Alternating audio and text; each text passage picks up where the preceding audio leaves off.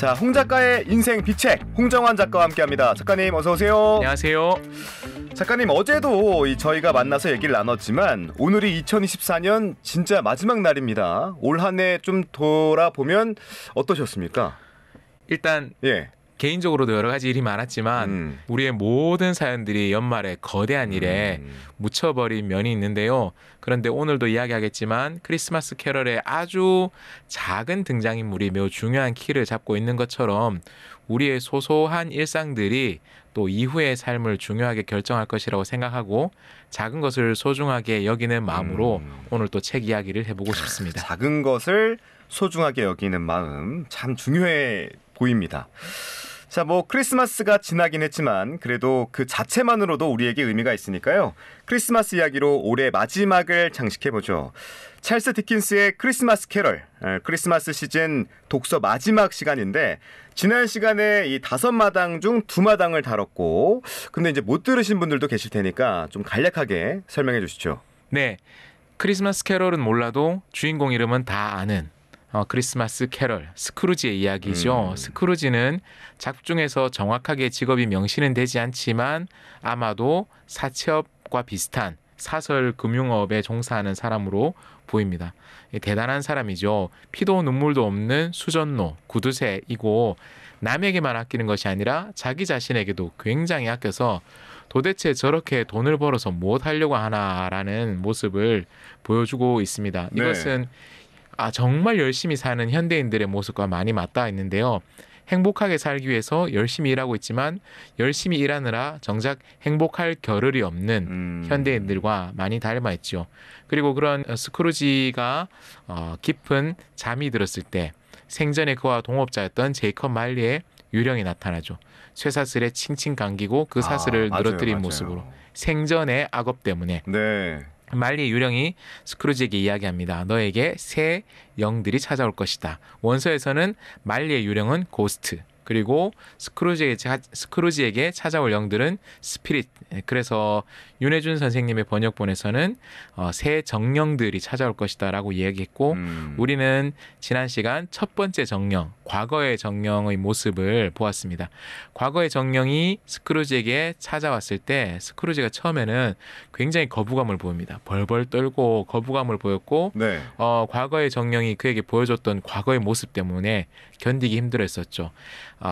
사람들에게, 학생들, 동료들에게 따돌림 받는 어리고 수줍은 소년 스크루지의 모습으로부터 시작해서 견습생 시절, 직업에 막 들어갔던 시절에 굉장히 직원들을 선대하고 베풀 줄 알았던 직장 상사의 모습들을 보기도 했었고요. 현실에서 뭔가 추구하고자 하는 욕망에 눈이 멀어서 사랑하는 사람을 떠나보내는 그런 모습 등등을 보기도 했죠. 예. 또 자신에게 끊임없이 손 내밀고 식사에 초청했던 조카, 그 조카의 어머니인 여동생의 어린 모습을 만나기도 하면서 스크루지는 과거의 모습을 통해서 마음이 슬슬슬슬 녹는 것이 바로 지난 시간에 우리가 살펴보았던 장면입니다. 맞습니다. 오늘 이제 과거의 정령에 이어서 현재와 미래의 정령을 차례대로 만나볼 텐데 먼저 현재의 정령은 스크루지에게 무엇을 보여줍니까? 네, 스크루지가 이제 세 번째 마당에서 현재의 정령을 만나게 됩니다.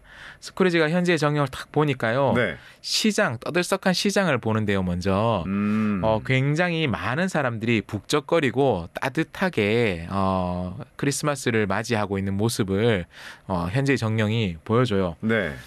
그러니까 너 빼고 다 이렇게 살고 있다라는 거죠. 너 빼고 너는 세상에 문을 닫고 자기만의 폐쇄적인 세상에서 열심히 일하고 열심히 산다라고 말하지만 왜 열심히 사니?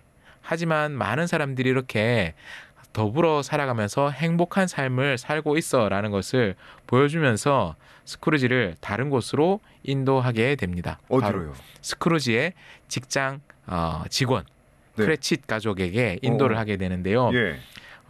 스크루지가 굉장히 적은 월급을 주고 크레칫을 썼단 말이죠. 심지어 난방도 제대로 하지 않았잖아요. 그러니까요. 지난 시간 방송을 기억하시는 분들은 그 장면을 인상 깊게 들으셨으리라고 생각합니다.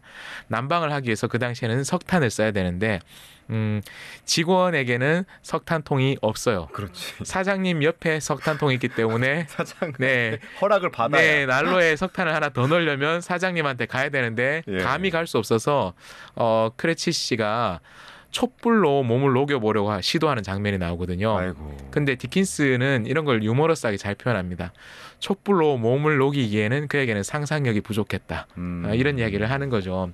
그러니까 굉장히 아끼는 사람. 월급도 정말 짜게 주고 크리스마스 하루만이라도 좀 쉬게 해달라고 하니까 이런저런 이야기를 하면서 압박을 하다가 좋아 그러면 다음날 새벽에 출근하도록 해 이렇게 할 정도로 정말 악덕 상사였는데요. 그의 가족을 현재의 정령이 보여주는 거죠. 근데 스크루지가 생각했을 때는 이렇게 가난한 사람들 또 결혼해서 아이를 많이 낳고 이런 사람들에 대해서 스크루지가 되게 부정적인 시선을 작품에서 보여주거든요. 네. 근데 이 가족 스크루지가 생각하기에는 행복할 건덕지가 하나도 없을 것 같은 이 가족들이 굉장히 화목하게 살고 있는 것을 보는 거예요.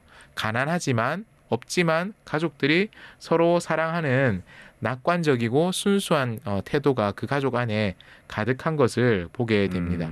식사도 크리스마스 만찬이라고 하기에는 매우 검소한 만찬이었지만 그야말로 가족들이 함께 명절을 맞는 그 분위기에 어울릴 만한 그런 식사를 하고 있었고요. 그리고 그 가족의 막내가 있었는데 꼬마 팀이라고 언급됩니다. 꼬마 팀 크레치스의 모습이 나오는데 아파요, 이 아이가.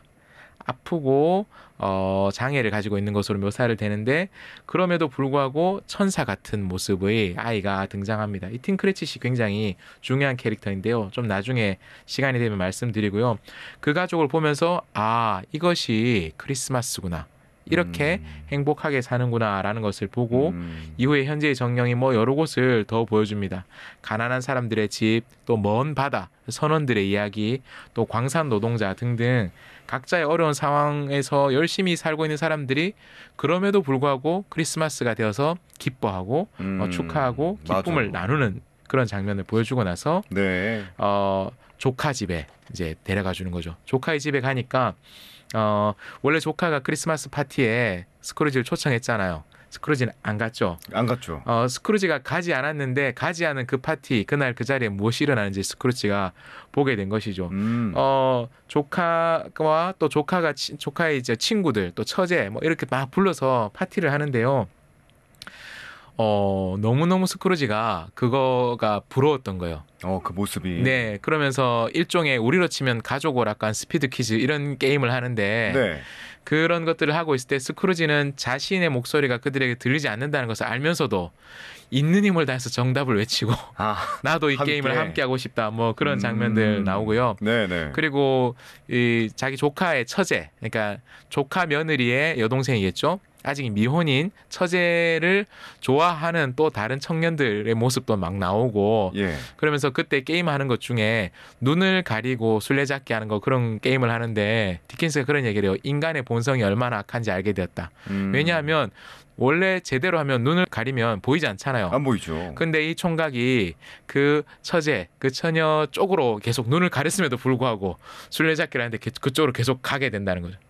그 사람을 좋아하기 때문에 눈을 가린 척하고는 계속 그쪽으로 가는 아주 어디서 이런 얼토당토하는 수작을 하고 있어 이런 이야기들도 막 나오고 유쾌한 파티입니다. 굉장히 미혼 남녀들이 만나면 얼마든지 벌어질 수 있는 그런 유쾌한 파티 장면들도 나오면서 스크루지가 이렇게 행복하게 사는구나 라는 것을 보게 되었을 뿐만 아니라 이 조카가 그 와중에도 다른 사람들은 스크루지를 좀 부정적으로 이야기하지만 여전히 자신의 외삼촌을 걱정하고 사랑하는 것을 자기가 없는 자리에서 스크루지가 없는 자리에서도 이야기하는 것을 보면서 마음이 더 흔들리죠. 그러면서 현재 유령에게 허락된 시간이 이제 끝이 나요. 근데 현재 유령이 급속도로 쪼그라들거든요. 네. 과거의 유령은 몸은 작지만 굉장히 빛나는 형체였잖아요. 현재 유령은 거구였어요. 굉장히 거구에 그리고 먹을 것이 주렁주렁 달려있는 그런 모습이었는데 갑자기 급속도로 쪼그라드는데 이것이 우리에게 현재가 갖는 속성을 잘 보여주죠. 현재는 강력하고 과거나 미래, 당장 눈에 보이지 않는 과거나 미래에 비해서 압도적인 존재감을 가지고 있는 것처럼 보이지만 이 현재의 시간이 끝날 때가 도둑같이 찾아온다는 거죠. 언제 사라질지 모르는. 그러면서 스크루지가 문득 보게 돼요. 현재 유령의 긴 옷자락 밑에 발처럼 생각했던 것들이 발이 아니었다라는 것, 뭔가 다른 게 있다라는 것을 알게 되는데요. 뭐예요? 두 아이가 있는 거예요. 아이? 예, 아이가 있는데 예. 그 아이들이 아주 꾀재재한 몰골의 모습이었어요. 그리고 그 아이들에게 이름이 있는데 하나의 이름은 무지, 그리고 하나의 이름은 결핍이었습니다. 이것은 당시의 영국 사회, 제국으로 팽창해 가고 있고 산업혁명으로 물산이 풍부해져 가고 있는 영국 사회의 어두운 면을 보여주고 있는데요. 네. 그들이 경험하고 있는 현실, 풍요롭고 넉넉하고 강력해 보이는 현실의 바닥을 지탱하고 있는 것이 무지와 결핍이다라는 것. 그렇게 고통받고 있는 어린아이 같은 존재들이 많이 있다라는 것. 현실 속에서 우리가 존재하지만 애써 보려고 노력하지 않으면 은폐되어 있거나 혹은 너무나 눈에 잘 보이지만 우리가 애써서 외면하려고 하고 있는 그런 연약함이 사회 속에 현실에 엄연히 존재하고 있다라는 것을 디킨스가 상징적으로 보여주는 것이죠. 그래서 네. 이 셋째 마당에서 현재의 정령이 보여주는 장면들, 그리고 현재의 정령 아래 가려져 있었던 무지와 결핍을 통해서 크리스마스가 가진 기쁨, 사랑과 나눔의 정신을 강조할 뿐만 아니라 현실을 돌아보게도 해주고 있습니다. 네. 아니, 작가님이 이렇게 들려주시는 내용만 들어도 이 크리스마스가 갖고 있는 의미, 또 사랑, 가족 이런 것들을 들으면서 약간 웃음이 자연스럽게 퍼지는데 스크루지도 아마 그런 생각이 들지 않았을까 자연스럽게 생각이 듭니다. 자, 일단 정령을 대하는 스크루지의 태도가 바뀐 게 인상적이거든요. 미래의 정령을 대할 때도 똑같은 태도를 보였나요? 맨 처음에 과거의 정령이 찾아왔을 때는 스크루지가 되게 거부감이 심했어요. 네. 그래서 과거의 정령이 왔을 때 왜 나에게 왔습니까? 라고 할 때 영이 이렇게 얘기했죠. 나는 당신의 안녕을 위해 찾아왔다. 아니면 당신의 회복을 위해서 찾아왔다라고 하고 처음에는 그 말을 선뜻 못 받아들이고 거부감이 있었는데 자신의 과거를 돌아보면서 마음이 많이 변했죠. 녹으면서 후회하는 과정도 통과하고 그러다가 현재의 영이 두 번째로 찾아왔을 때는 스크루지가 이렇게 이야기해요. 나를 어디로건 원하는 대로 인도해 주세요. 오. 지난밤에는 강제로 끌려다녔지만 그때 얻은 교훈이 지금 내게 효과가 있습니다. 오늘 밤에도 그대가 나에게 무엇이든 가르쳐 줄 것이 있다면 그게 나에게 도움이 되었으면 좋겠습니다라고 긍정적으로 반응을 합니다. 그리고 미래의 영이 찾아왔을 때 네. 미래의 영은 좀 공포스러운 모습으로 찾아오거든요. 아, 그래요? 근데 이렇게 이야기해요. 난 이제껏 본 그 어떤 정령보다 당신이 더 두렵소. 하지만 정령님의 목적이 나를 유익하게 해주려는 것임을 아니 또한 내가 지금껏 나와는 다른 사람으로 살기를 바라니 덱과 동행할 준비가 되어 있습니다. 고마운 마음에서 따라가겠소라고 용기를 발휘하는 거죠. 이미 스크루지 내면이 네. 전날 밤 제이컵 말리를 만나는 그 시점과 비교했을 때 180도 바뀌어 있는 것을 볼 수 있습니다. 그러네. 네, 그래서 미래의 정령을 만나서 스크루지가 또 새로운 것을 보게 되는데요. 근데 앞의 두 정령은 말도 하고 그러는데 미래 정령 말이 없습니다. 검은 망토를 휘감고 네. 얼굴도 보이지 않아요. 되게 음산한 모습이죠. 네. 그리고는 스크루지를 무언가 끌어들이듯이 블랙홀처럼 쫙 끌어들여서 말없이 손짓으로 그를 안내를 하는데요.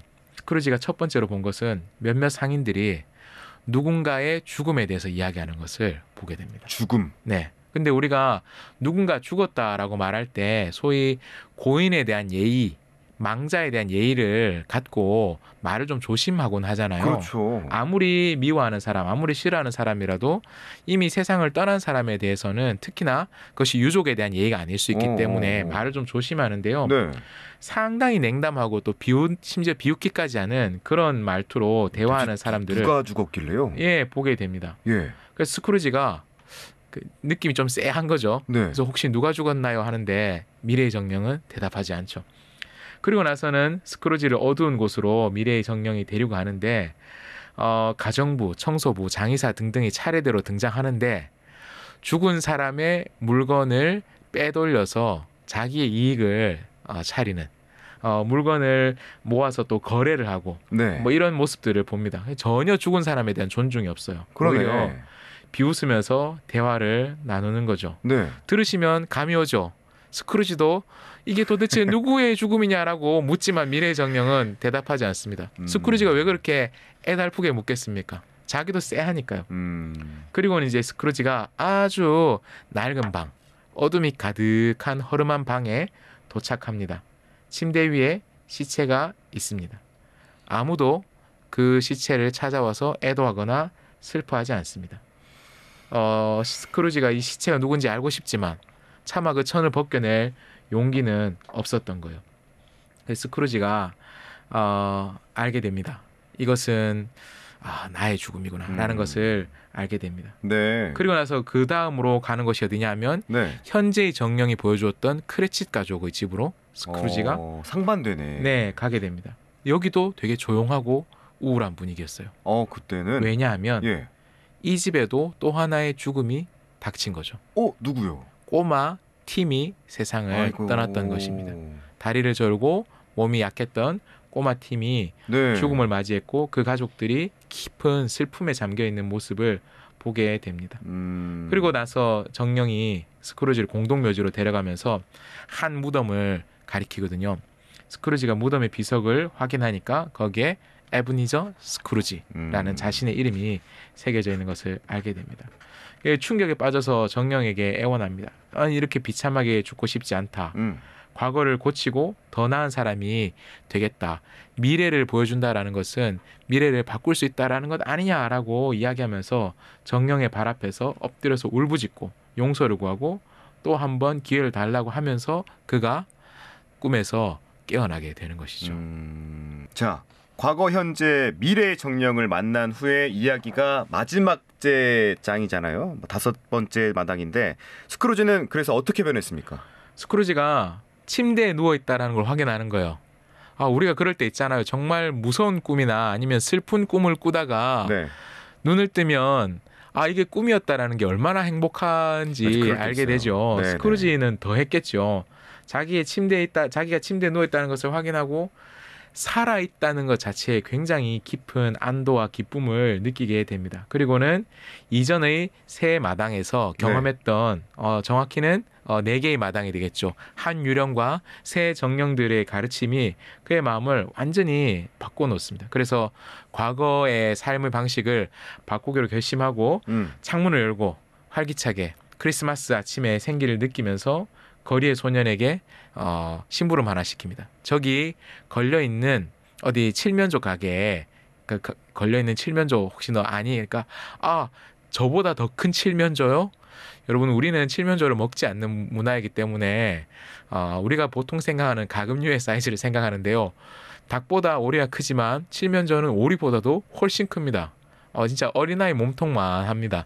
그 아이가 이제 저보다 큰 칠면조니까 스크루지가 야 너 말 참 재치 있게 하는구나 라고 하면서 그 칠면조집 주인을 나한테 데리고 오면 심부름 가격을 주겠다라고 하면서 어떤 일을 하냐면 그 칠면조를 크레칫 가족에게 배달을 시킵니다.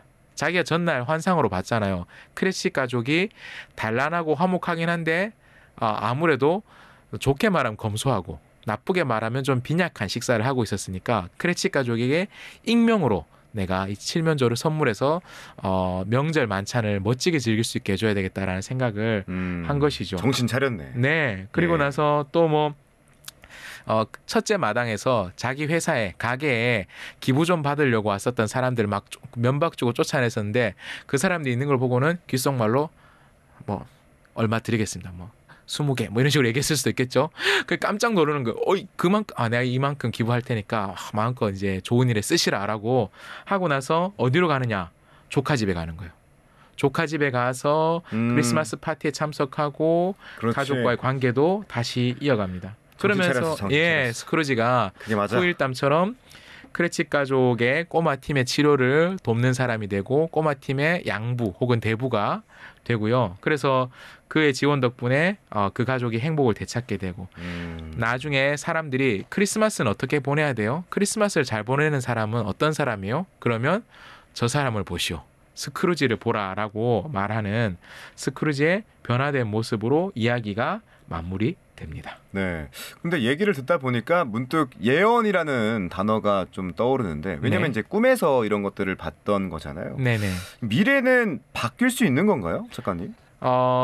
두 가지 전통, 여러 가지 전통이 있지만 두 가지 전통을 지금 이야기를 하고 싶어요. 예언에 대해서 되게 상반된 태도를 가지고 있는 두 가지 전통이 있습니다. 뭐예요? 첫 번째는 예. 그리스 전통입니다. 그리스. 그리스의 고전 문학 작품들, 호메로스의 서사시나 아니면 오이디푸스 왕 같은 작품을 보면 신탁 혹은 예언 같은 것은 바꿀 수 없어요. 오이디푸스 왕이 아주 대표적으로 그것을 보여주는데요.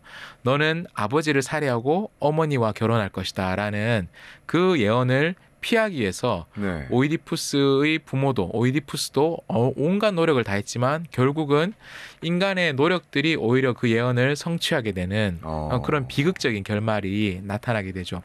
그리스의 전통에서는 아난케라는 말을 쓰는데 숙명이라는 말로서 인간이 도저히 거부할 수 없는 어떤 숙명이 있다. 인간은 신 앞에서 혹은 그 숙명 앞에서 혹은 그것이 뭐 자연 세계의 질서가 될 수도 있겠죠. 자연재해와 같은 세계의 질서 앞에서 숙명을 받아들이는 오만하지 않은 존재가 되는 것이 인간이 선택해야 될 유일한 길이다. 라고 하는 것이 그리스적 전통이에요. 근데 또 다른 전통이 있습니다. 서구 정신사회에 두 개의 젖줄이 있다면 하나는 그리스 전통인데요. 또 네. 하나는 히브리 전통입니다. 히브리. 예, 지금의 유대교 또 기독교, 유대 기독교의 뿌리가 되는 히브리 전통인데요. 히브리 전통에서의 예언은 그리스 전통의 숙명과 좀 다릅니다. 그리스 전통에서의 숙명은 인간은 한거할 수 없고 한거하려고 노력하면 노력할수록 그 예언을 더 앞당길 뿐이다라고 한다라면 히브리 전통에서의 예언은 네. 현실을 바꾸는 선택을 이끌어내는 역할을 하고 있습니다. 히브리 전통에서 예언은 항상 성서에 나오는 예언은 항상 이런 형태를 띠고 있습니다. 첫 번째, 미래에 대해서 예언하지만 그냥 뜬금없이 앞에 이런 일이 닥칠 것이다 라고 말하지 않아요. 과거로부터 시작합니다. 과거에 성서 속 신의 말씀이 이런 삶을 살라고 하지 않았느냐, 이런 나라를 만들라고 하지 않았느냐. 그런데 현재 너희들의 삶이 어떠냐, 현재 나라의 모양이 어떠냐, 과거 신이 주었던 올바른 방향대로 현실이 가고 있지 않다. 그러니 미래는 신이 약속한 심판으로 나가게 될 것이다. 과거, 현재, 미래가 있는 것이죠. 그리고 나서 이 예언을 하는 이유는 과거로부터 주어졌던 신의 이야기, 신의 방향, 지침에 따라서 지금 현실을 바꾸면 미래도 바뀔 바뀐다. 수 있다. 즉 히브리 전통에서의 예언은 그리스의 예언이 인간에 대한 너는 인간은 아무것도 아니야. 운명 앞에 너희들은 아무것도 아니다라고 말하는 굉장히 무서운 소리로 다가왔다면 히브리 전통에서의 예언은 너희들이 지금 이대로 가다가는 참혹한 미래를 맞게 될 것이니 참혹한 미래를 피하기 위해 현실을 바꾸어라라는 신의 초청인 것이죠. 디킨스는 이러한 유대 기독교의 전통에 서 있기 때문에 네. 과거, 현재, 미래의 영의 모습을 통해서 이렇게 현실을 바꾸는 예언의 힘을 네. 보여준다라고 이 연사 해석하고 외칩니다. 모르겠어요. 디킨스를 전공하신 다른 교수님들이 무슨 개 풀 뜯어먹는 소리야 라고 하면 교수님 개도 속병이 나면 풀을 뜯어먹습니다라고 이야기하고 뭐 저도 제 해석을 하나 내둬야 되지 않겠습니까? 네네. 그런 면에서 찰스 디킨스는 새 영의 인도를 통해서 과거, 현재, 미래 영의 인도를 통해서 현실을 바꾸는 것의 모습. 이게 디킨스가 바꾸려고 했었던 당시 영국 무지와 또 결핍 속에서 신음하고 있었던 영국의 모습을 바꾸기를 원하는 시도가 이 작품 속에 녹아 있는 것이라고도 말할 수 있죠. 네. 또 이 꼬마 팀 크레칫의 역할이 작지만 좀 큰 것 같아요. 네, 이 크리스마스 캐럴에서 예. 크레칫 가족의 막내인 이 꼬마 팀 크레칫이 굉장히 중요한 상징적인 역할을 하는데요. 가난하지만 사랑과 희망으로 똘똘 뭉쳐있는 가족 중에서도 그 사랑의 결정체와 같은 존재입니다. 어리고 병약하죠. 또 장애도 있어요. 작은 목발과 보조기를 사용하지 않으면 제대로 거동할 수 없는 그런 모습인데 그럼에도 불구하고 긍정적이고 순수한 모습을 잃지 않고 있어서 주변 사람들에게 감동을 주는 그런 캐릭터로 등장을 합니다. 그리스도인들이라면 여기서 연상할 수 있는 그 인물이 있을 거예요. 네. 디킨스는 우리가 생각하는 현대의 기독교와는 좀 다른 신앙적인 색채를 갖고 있긴 하지만 그 본인은 그리스도교인이라는 정체성을 굉장히 분명히 했었던 사람이기 때문에 크리스마스의 정신을 상징적으로 구현하기 위해서 예수 그리스도를 팀 크레치시라는 인물로 새롭게 한번 풀어서 써본 것이죠. 네. 팀 크레치시 그런 소망을 가져요. 교회에 가서 예배를 드릴 때 나를 본 사람들이 장애를 가진 사람들로부터 예수 그리스도의 치유와 사랑을 떠올렸으면 좋겠다. 이런 생각을 하는 거죠. 굉장히 순수한 믿음을 가지고 있으면서 스크루지에게 단순한 연민을 넘어서서 사회적 약자들에게 자신이 어떤 영향을 미칠 수 있을지 자각을 하게 해줍니다. 그리고 팀 크레치스의 죽음 때문에 스크루지가 결정적인 충격을 받고 변화를 결심하게 되는 것이죠. 누군가의 죽음으로 사람을 변화시키는 그 모델을 여기서 가져와서 사용한 것입니다. 그리고 이야기의 결말에서 스크루지가 자신의 변화를 통해서 나눔의 사랑, 사랑 이런 가치를 실천하기 시작하잖아요. 그러면서 팀이 스크루지의 도움으로 건강을 회복하게 됩니다. 이것은 비단 그리스도인이 아니라 할지라도 생각해 볼 만한 부분이 있을 것 같아요. 특히나 그리스도인들에게는 생각할 거리를 많이 주는데요. 예수 그리스도를 혹은 기독교를 약하게 만드는 것이 무엇인가? 그리스도인이죠.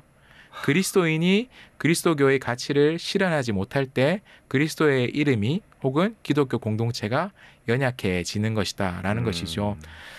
종교라는 말, 릴리전이란 말의 라틴어 어원이 렐리가레입니다. 렐리가레. 근데 리가레는 묵다고요. 레는 다시죠. 나누어져 있던 것을 다시 묶는 것이 종교의 역할이다라고 하는데 많은 경우 우리는 현대 한국 사회에서 종교가 나뉘어진 것을 묶기보다는 나님을 더 가속화하는 역할을 하는 것을 많이 봅니다. 우리와 그들 혹은 기독교 공동체 혹은 자신의 공동체 안과 자신의 종교 공동체 바깥을 엄격하게 구분하려고 하는 그러한 종교의 모습, 다시 묶는 종교의 역할을 잃어버렸을 때 그리스도의 이름이 오히려 더 약해지는 것이죠. 종교가 더 약해지는 것이죠. 디킨스는 그런 걸 보여주는 것 같아요. 종교가 다시 묶는 역할을 다시 하려고 할 때 그토록 추앙하고 믿어왔던 신앙의 대상이 더 강력한 존재감을 비로소 갖게 될 것이다 라고 디킨스가 들려줍니다. 야, 마지막에 큰 울림이 있습니다. 크리스마스 캐럴은 그저 재미있는 이야기이기도 하지만 그러나 그 이상의 작품이라고 이연사 다시 한번 힘줘 외칩니다. 네, 오늘 마지막 방송으로 여러분과 함께하고 있는데 딱 이 책이 주는 의미랑 마지막 방송이랑도 연관시켜서 다시 묶어보면 어떨까라는 생각도 듭니다. 자, 내년에도 홍 작가의 인생빅책은 계속됩니다. 내년에도 인생빅책 기대해 주시고요. 오늘은 여기서 마무리하겠습니다. 작가님 새해 복 많이 받으시고요. 내년에도 저희 함께 하실 거죠? 네. 자, 우리 매거진 비 청취자 여러분도 올 한 해 마무리 잘하시고 새해에는 좋은 일들로 가득하시길 바라겠습니다. 저는 내년에 다시 인사드리죠. 함께해 주신 여러분 고맙습니다.